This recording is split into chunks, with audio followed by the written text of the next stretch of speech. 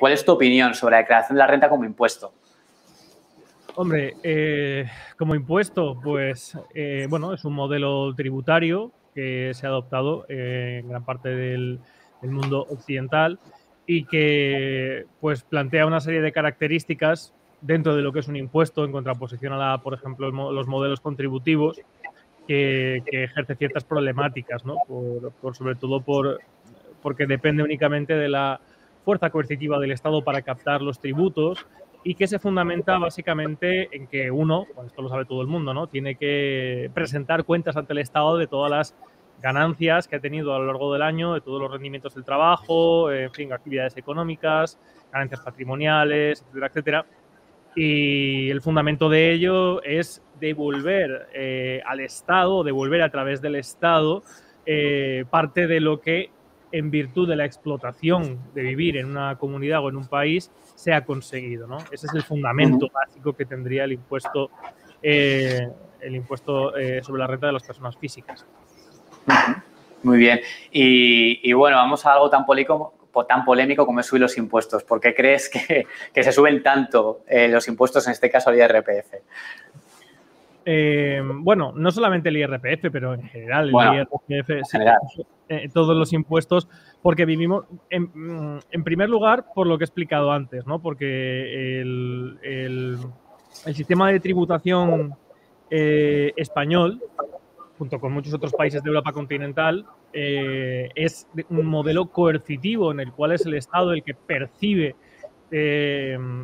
esa facultad o el que tiene esa facultad para percibir liquidez a través de sus ciudadanos. ¿Qué sucede?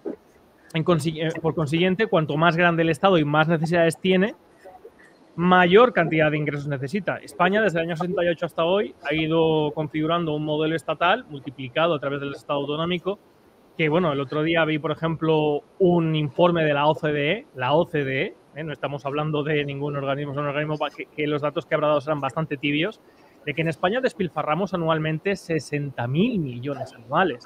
60.000 millones en duplicidades administrativas, en empresas públicas, en puestos duplicados en todas las administraciones, comunidades autónomas, diputaciones, Senado, Congreso, ayuntamientos, etcétera, etcétera. Entonces, claro, eso tiene un coste, obviamente. Estamos en un país en el que de manera mensual requerimos de 6.000 millones de deuda. Hace 2 meses pedimos de manera anticipada 18.000 millones, 2 meses de anticipo de deuda para no entrar en suspensión de pagos. Entonces, claro, en un momento en el que el grifo del crédito se está empezando a cerrar, porque está subiendo la inflación, etcétera, etcétera, el Estado tiene que seguir percibiendo lo mismo para poder subsistir, para que la clase política, lo que configura el Estado del Partido Español, siga subsistiendo, y la única manera que tiene es exprimiendo de manera coercitiva, unilateral, a los ciudadanos a través de esos instrumentos, como es pues la captación de impuestos. Y hablando de esa recaudación de impuestos, te voy a hacer la pregunta del millón y no te cortes. Si crees que se distribuyen bien esos impuestos que se recaudan.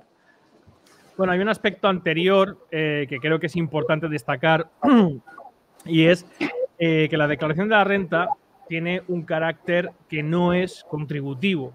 El impuesto de la declaración de la renta es un ingreso que tiene el Estado, ¿de acuerdo?, en el que, bueno, el consumo del patrimonio del contribuyente se da, mejor dicho, se le quita al ciudadano sin proporcionarle contraprestación directa alguna. Es decir, se coge ese dinero va al Estado y ellos ya lo distribuyen como quieren, de la manera que quieren, sin que nosotros tengamos ninguna voz, ni voto, ni mecanismo para dirimir cómo o hasta qué punto o en qué grado se nos va a quitar ese dinero.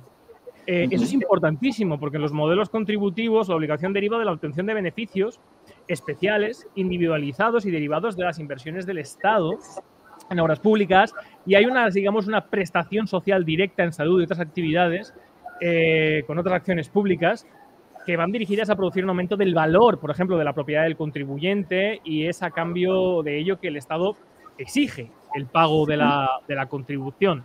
Pero son dos conceptos, digamos, tributarios diferentes. Y para responder a la última pregunta que me has hecho, bueno, ¿qué era? Perdón.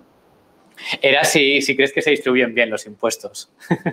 Pues no, obviamente no considero que se distribuyan bien, pero el problema no es que se distribuyan o no se distribuyan bien. El problema es lo que he dicho en primer lugar, que no tenemos instrumentos, que no tenemos manera de dirimir, de tener capacidad de decisión sobre cómo se administra y de qué manera se nos quita nuestro patrimonio.